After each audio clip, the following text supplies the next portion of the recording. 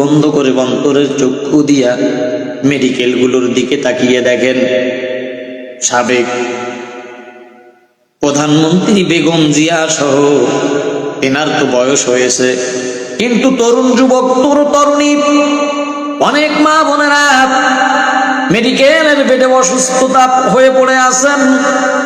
আল্লাহ সুবহানাহু ওয়া তাআলা চাইলে এই মুহূর্তে আমাকে আপনাকে অসুস্থ বানে মেডিকেলের বেডের ভিতরে ফেলায় রাখতে পারতেন।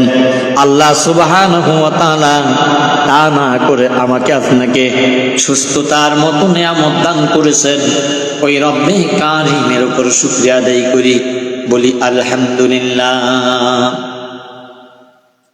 দরুদ ও সালাম মানবতার মুক্তির দিশারি সাইয়্যিদুল মুরসালিন রাহমাতাল লিল আলামিন আকায়ে নামদার তাজদার মদিনা সরদার দু আলম বিশ্ব নবী জনাব মুহাম্মদুর রাসূলুল্লাহ সাল্লাল্লাহু আলাইহি ওয়াসাল্লামের উপর দরুদ ও সালাম সকলে পেশ করি সাল্লাল্লাহু আলাইহি ওয়াসাল্লাম। আল্লাহ পাক বলেন, ওমা আরসালনাকা ইল্লা রাহমাতাল লিল আলামিন।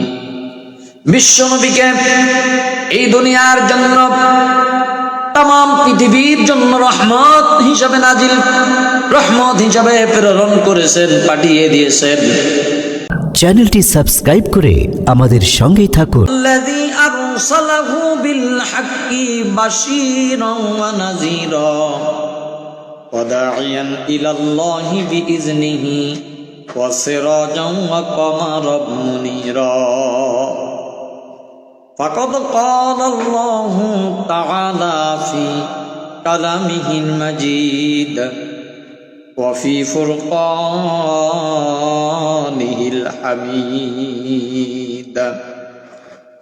أما بعد فأعوذ بالله من الشيطان الرجيم.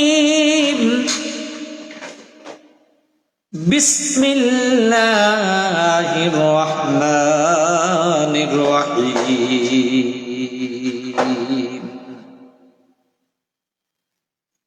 وقرن في بيوتكن ولا تبرجن تبرج الجاهلية الأولى.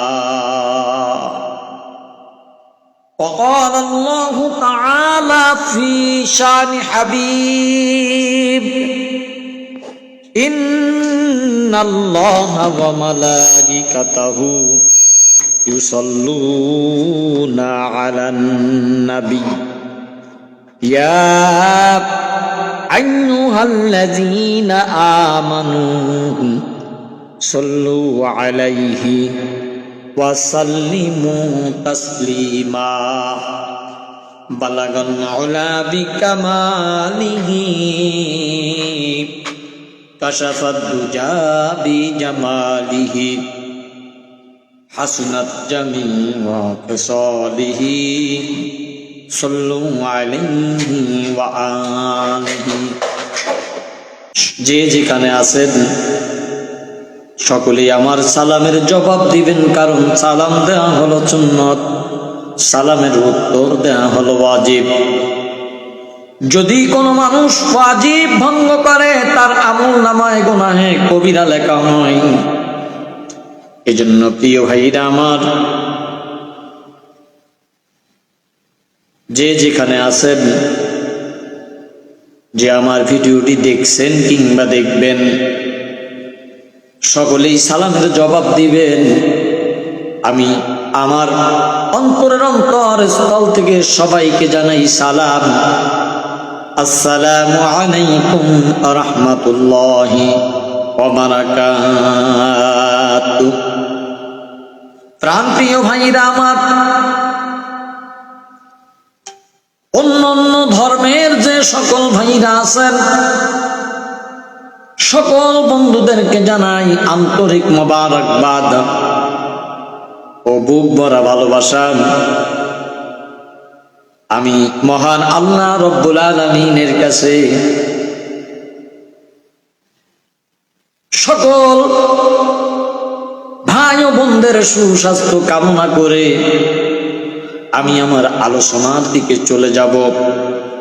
তার আগে আমরা সর্বপ্রথম মহান আল্লাহ সুবহানাহু ওয়া তাআলার দরবারে কালেমাতুশ শুকর আদায় করি যে মহান মুনিব আল্লাহ সুবহানাহু ওয়া তাআলা আমাকে আপনাকে সুস্থ রেখেছেন। আল্লাহ পাক চাইলে আমাকে আপনাকে অসুস্থ বানায়া দিতে পারতেন। এই মুহূর্তে চক্ষুটা বন্ধ করে অন্তরের চক্ষু দিয়া মেডিকেল গুলোর দিকে তাকিয়ে দেখেন,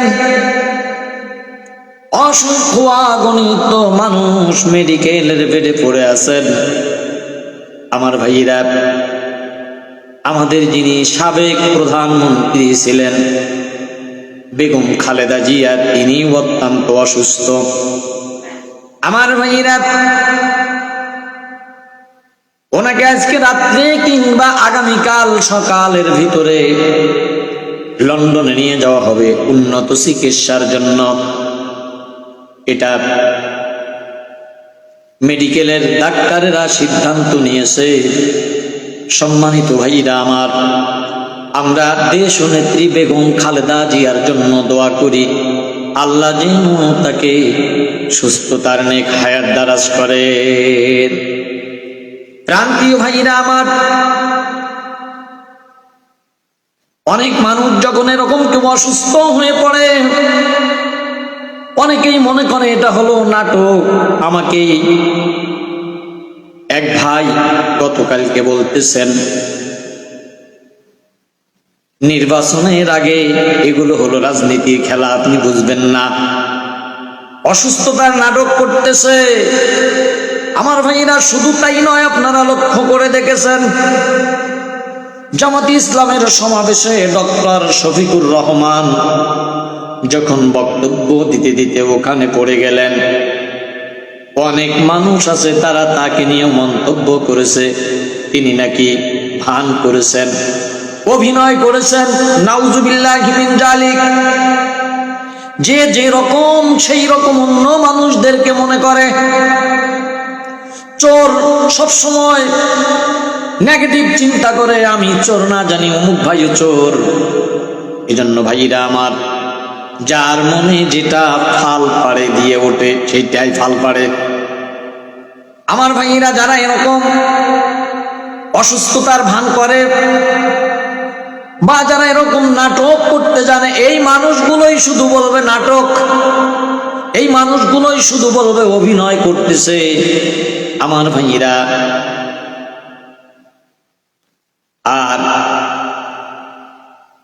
ডক্টর শফিকুর রহমান থেকে শুরু করে জামাতে ইসলামের যত নেতা কর্মী আছেন, এরা বেগম জিয়ার জন্য দোয়া করতেছেন। কারণ হলো মহান আল্লাহ সুবহানাহু ওয়া তাআলা অসুস্থ মানুষের জন্য, রুগ্ন মানুষের জন্য দোয়া করার কথা বলেছেন।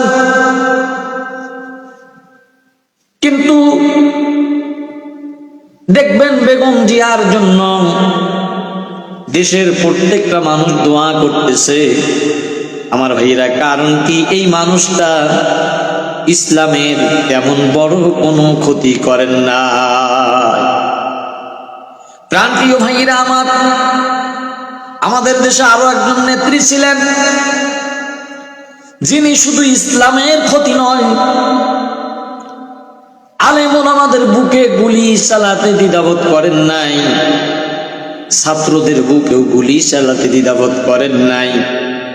আমার ভাইরা, নমরুদ যেমন করে অসংখ্য মানুষ খুন করেছিলেন, তেমনি করে নব্য নমরুদ বাংলাদেশে জন্ম নিয়েছিল। এই মানুষটার জন্য মানুষ শুধু সব সময় বদদোয়া কামনা করেছে যে এই মানুষটা মরে না কেন। আসলে কোনো মানুষের মৃত্যু কামনা করা জায়েজ নাই, কিন্তু তার ব্যবহার, আচার আচরণে, তার কার্যকলাপে মানুষ যখন অতিষ্ঠ হয়ে গেছেন, তখন তার জন্য মানুষ বদদোয়া করতে বাধ্য হয়েছেন। আমার ভাইরা, মরহুম আল্লামা দেলওয়ার হোসেন সাইদি হাফিজাহুল্লাহ উনি আসমানের দিকে তাকিয়ে বলেছিলেন, আল্লাহ, যারা আমাকে আজকে রাজাকার ট্যাগ লাগিয়ে দিল, যারা আমাকে জিনাকার বানালো, এই মানুষগুলোর বিচার করিও আল্লাহ। আমি তোমার কাছে বিচার দিয়া গেলাম।